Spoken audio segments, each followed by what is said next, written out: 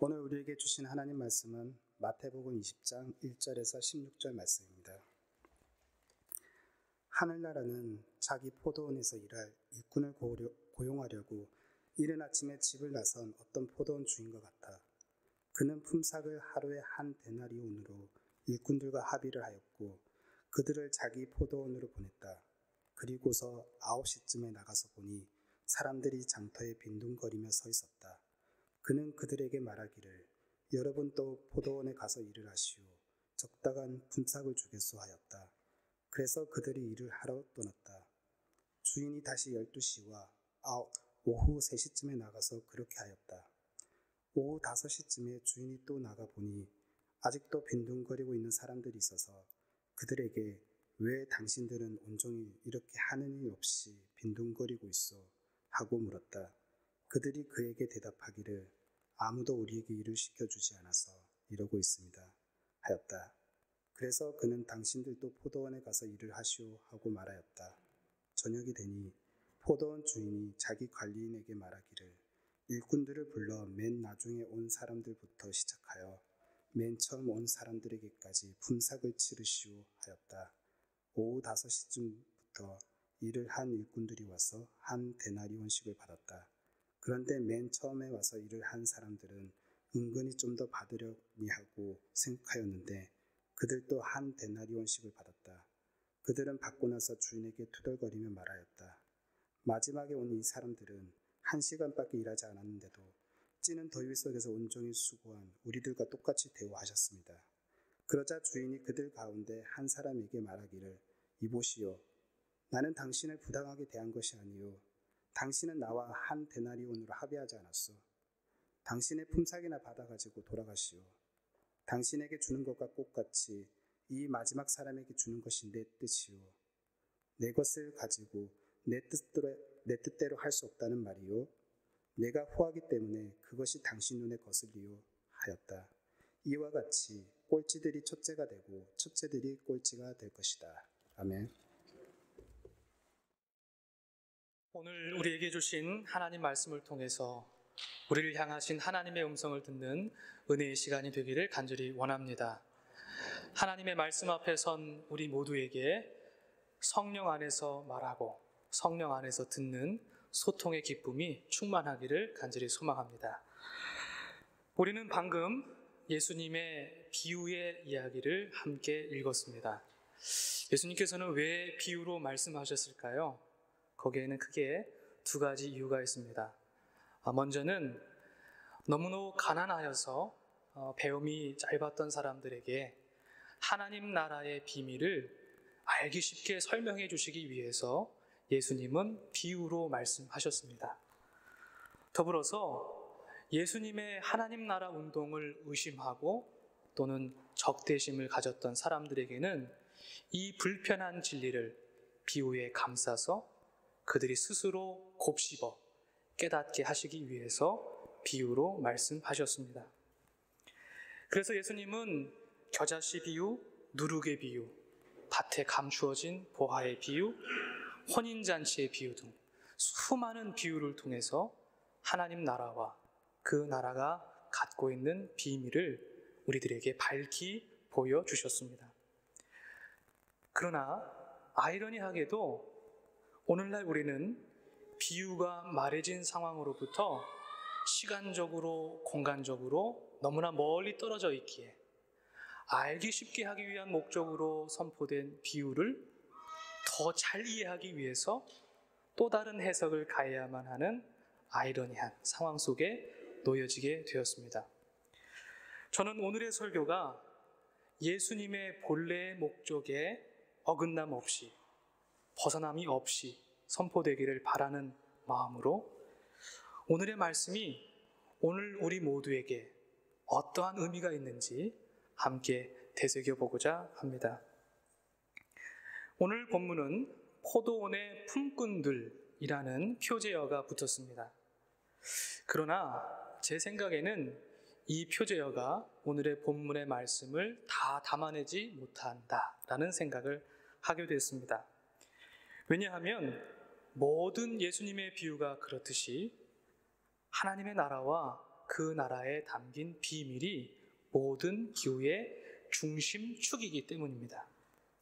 그런 의미에서 포도원의 품꾼뿐만 아니라 포도원의 주인 역시 해석의 초점에서 제외될 수 없습니다.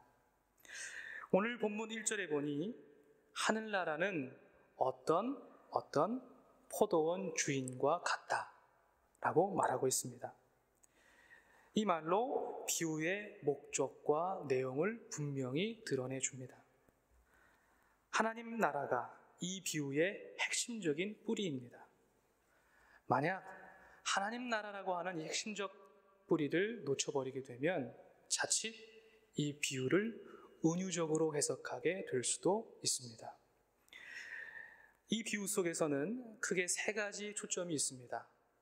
포도원 주인을 통해서는 우리를 향한 하나님의 인자한 은혜와 사랑을 우리가 볼 수 있습니다. 그리고 가장 먼저 포도원에 와서 일하게 됐던 사람들, 그 품꾼들을 통해서는 하나님 나라를 의심하고 방해하며 적대감을 가졌던 사람들의 모습을 볼 수 있습니다. 그리고 가장 나중에 포도원에 와서 일했던 사람들을 통해서 우리는 우리 사회 속에서 여전히 노동력을 상실한 그늘진 사람들, 어둠 속에 있는 사람들, 그 사람들을 우리가 상상해 볼 수 있겠습니다. 그렇다면 이 비유의 말씀은 누구에게 전해진 말씀일까요? 마태복음 19장 23절 이하에 보니 구원에 대한 예수님과 제자들의 대화가 나옵니다. 28절에 보니 나를 따라온 너희도 12 보좌에 앉아서 이스라엘 12지파를 심판하게 될 것이다 라는 제자들을 향한 예수님의 보상에 대한 언어가 등장합니다. 종말의 때에 너희들이 이런 보상을 받을 거야 라고 말씀하시는 거죠. 이러한 보상으로 인해서 자칫 교만하게 될지도 모르는 제자들에게 예수님은 첫째가 된 사람들이 꼴찌가 되고 꼴찌가 된 사람들이 첫째가 되는 경우가 많을 것이다 하고 말씀하시면서 그들의 교만을 잠재우시는 듯 합니다. 그리고 오늘의 본문이 마치 그것에 대한 좋은 예시가 되는 것처럼 바로 이어서 나오고 있습니다. 이렇듯 마태는 오늘의 비유의 말씀을 제자들을 향한 말씀으로 편집했습니다. 그러나 실제로 이 비유는 예수님의 하나님 나라 운동을 적대적으로 생각했던 사람들에게 전해졌을 것이라고 봅니다. 예수님께서는 남녀노소, 신분, 지위, 소유의 많고 적음에 상관없이 가장 연약한 사람들을 찾아가셨고 그들을 위로해 주셨고 돌보아 주셨습니다. 나그네와 고아와 과부, 어린이들을 넓은 품으로 안아주셨습니다. 그의 하나님 나라 운동은 지금 우리가 생각하는 것보다 훨씬 더 반사회적이고 반체제적인 성격을 가진 것이었습니다.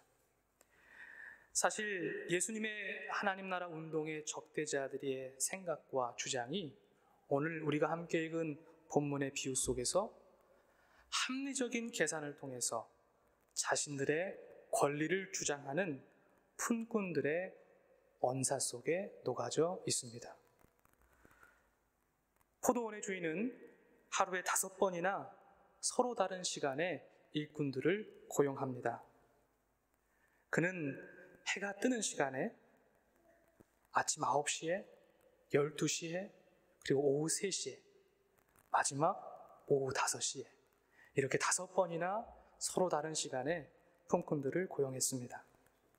하루에 한 데나리온씩, 당시 노동자들의 품삯이었던 한 데나리온씩을 주기로 약속하고 그들을 고용했습니다. 중요한 고용의 전제는 시간과 상관없이 누구나 한 데나리온을 받는다는 사실입니다. 오늘 우리는 본문의 말씀을 읽어 내려가며 적지 않은 긴장을 느끼게 됩니다. 가장 큰 긴장의 요소는 품꾼들의 주장과 계산법, 그 계산법이 포도원의 주인의 생각과 계산법과 맞지 않는다는 사실입니다. 12절에 보니 먼저 온 품꾼들은 자신들의 시간과 수고에 대한 부당한 대우를 받았다고 하소연합니다. 당연히 먼저 와서 많이 일했으니 그에 합당한 품삯을 달라는 요청입니다. 솔직히 우리는 먼저 온 품꾼들의 권리 주장이 상식적이고 합리적이라고 생각할 수 있습니다. 오늘날 이는 상식적인 것이죠. 일한 만큼의 돈을 받는 것은 노동자의 당연한 권리이고, 이것을 주어야 하는 것은 기업가의 당연한 윤리입니다. 그러나 포도원 주인의 마음은 전혀 달랐습니다. 누구에게나 시간에 상관없이 한 데나리온씩을 주었습니다.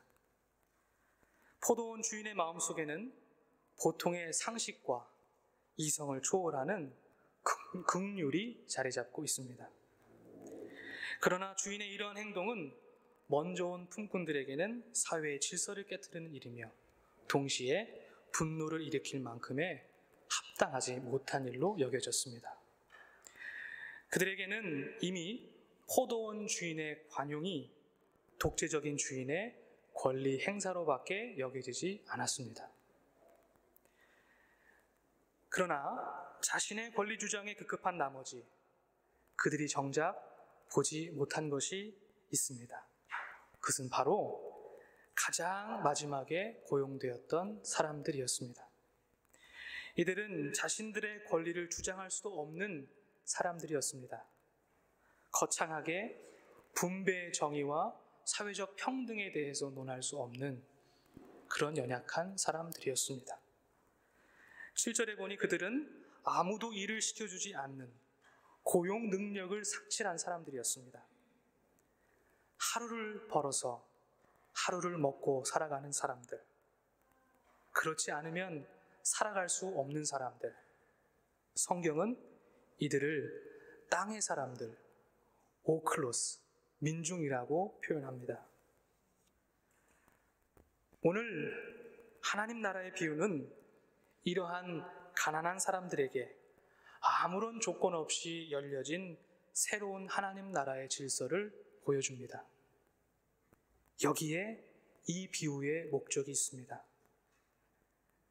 이 비유를 통해서 하나님께서는 계산하지 않으시고 우리를 조건 없이 사랑해 주신다는 사실이 드러납니다. 이 새로운 질서는 포도원의 주인의 마음과 인격에 근거합니다. 이는 하나님의 무한한 은혜와 사랑을 표현하고 있습니다. 하나님의 나라는 다름이 아니라 하나님의 마음과 성품이 머무는 모든 자리입니다. 이는 하나님의 마음을 품는 모든 사람들의 삶의 자리가 하나님의 나라가 될 수 있다는 사실을 약속해 줍니다. 그렇습니다. 하나님의 나라는 자신의 권리 주장이 멈추는 곳, 손해와 이익의 합리적 계산이 멈추는 곳, 그곳에서 하나님의 나라가 시작됩니다. 우리는 손익을 계산하고 논쟁하기를 좋아하는 인간의 모습을 비유 속에서 보게 됩니다. 우리는 너무나 쉽게 우리의 정의와 타인의 불의를 서로 계산합니다.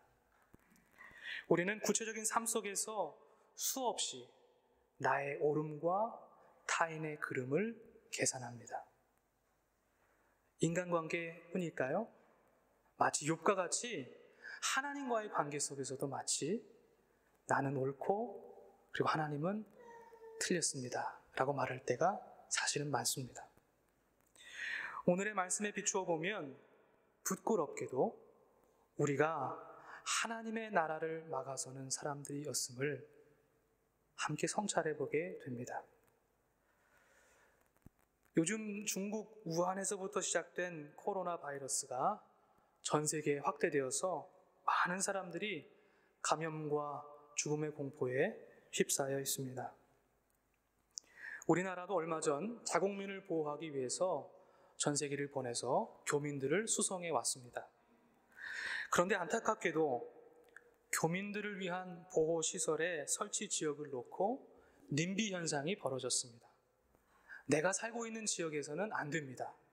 라는 이야기들이 팽배해졌습니다. 우리가 살아가는 유럽의 상황은 어떨까요? 코로나 바이러스로 인해서 독일을 비롯한 유럽에서는 아시아인들에 대한 불편한 감정들, 차별과 혐오의 감정들이 많아졌다는 미디어의 뉴스들을 우리가 적지 않게 보게 됩니다. 이 모든 현상들이 자신과 타자를 분리하고 개인과 공동체를 분리하기 때문에 나타나는 현상입니다.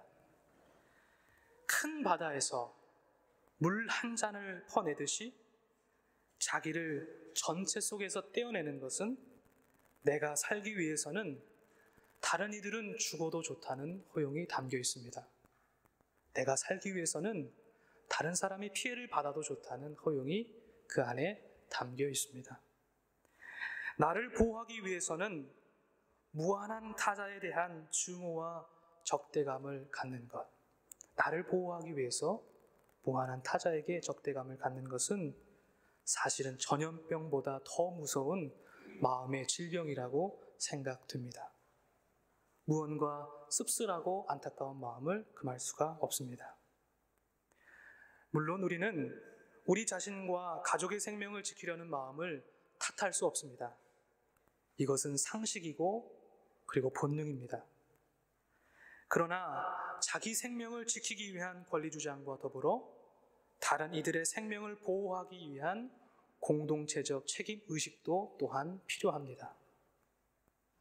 이것이 먼저 온 품꾼들이 갖지 못했던 마음자리입니다. 먼저 온 품꾼들이 놓치고 있었던 생각입니다. 예수 그리스도의 십자가와 그 은혜, 그를 통해 밝히 보여진 하나님 나라의 비밀은 어떠한 추상적인 교리도 아닙니다. 그것은 자신과 고통받는 타자와 분리시키지 않는 것, 자신의 권리를 타인을 향한 무한한 책임으로 바꾸는 것, 그것입니다. 이것이 십자가에서 드러난 하나님의 구원의 이야기입니다. 이것이 십자가를 통해서 드러난 하나님의 사랑의 표현입니다. 즉, 자신의 권리를 주장하기 전에 그 권리조차 주장할 수 없는 누군가를 향한 무한한 책임과 의무를 갖는 것, 누군가에게 채권자가 아니라 채무자로서 살아가는 것, 이웃을 향한 무한한 책임의식으로 인해서 자신의 소유와 권리를 오히려 부끄럽게 여길 줄 아는 것, 그래서 그것을 양도하고 상실할 줄 아는 것,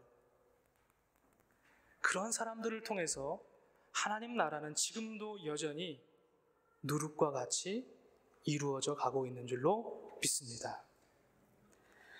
누군가 여러분에게 기독교가 말하는 구원이 무엇입니까? 라고 묻는다면 여러분들은 무엇이라고 대답하시겠습니까? 저는 오늘 우리가 마태복음 20장에 근거해서 이 질문에 답할 수 있다고 봅니다. 구원은 다름 아니라 우리의 권리가 누군가를 향한 책임으로 바뀌어졌을 때 찾아오는 은혜의 경험이라고 믿습니다. 우리의 권리가 책임으로 바뀌어졌을 때 찾아오는 은혜의 경험입니다. 하나님과 사람 앞에서 채권자로서가 아니라 채무자로서의 삶을 살아가는 것, 이것이 구원의 삶이 아니고 무엇이겠습니까? 만약 우리가 그리스도인이라고 스스로 고백하면서도 아직 우리의 이웃을 위해서 자기의 권리를 양도하거나 자기 자신 스스로를 상실한 경험이 없다면 우리의 구원의 확신은 울리는 꽹과리가 되고 말 것입니다. 허공에 치는 메아리가 되고 말 것입니다. 사랑하는 성도 여러분, 하나님은 저와 여러분을 삶의 포도원을 가꾸는 선한 청지기로 부르셨습니다. 한 번뿐인 생의 시간, 우리 모두가 누군가를 위한 책임적 존재로 살아갈 수 있기를 원합니다. 그래서 우리 모두 기꺼이 첫 번째 자리에서 내려와서 마지막 꼴찌의 자리로 내려가 우리의 가진 소유와 권리를 다른 사람들에게 양도할 수 있는 그러한 믿음의 사람들이 다 되어가기를 주님의 이름으로 간절히 축원합니다. 함께 기도하겠습니다.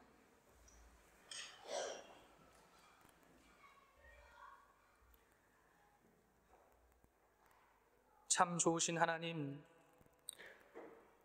부족하고 연약하고 어리석은 저희들을 위해 예수 그리스도의 십자가를 통해 구원의 길을 열어주시니 감사합니다. 우리가 가진 모든 것, 우리의 소유와 권리와 생명까지도 누군가를 위해 아낌없이 내어줄 수 있는 사람, 우리 모두가 예수를 닮아가는 사람, 예수의 길을 쫓는 사람이 될 수 있기를 원합니다. 우리의 믿음의 여정 가운데 성령으로 함께해 주셔서 두렵고 떨림으로 이 길을 함께 걸어갈 수 있도록 인도하여 주옵소서. 우리의 권리를 책임으로 바꿀 수 있는 믿음의 사람들이 다 되어가도록 인도하여 주옵소서. 감사드리며 예수님의 이름으로 기도합니다.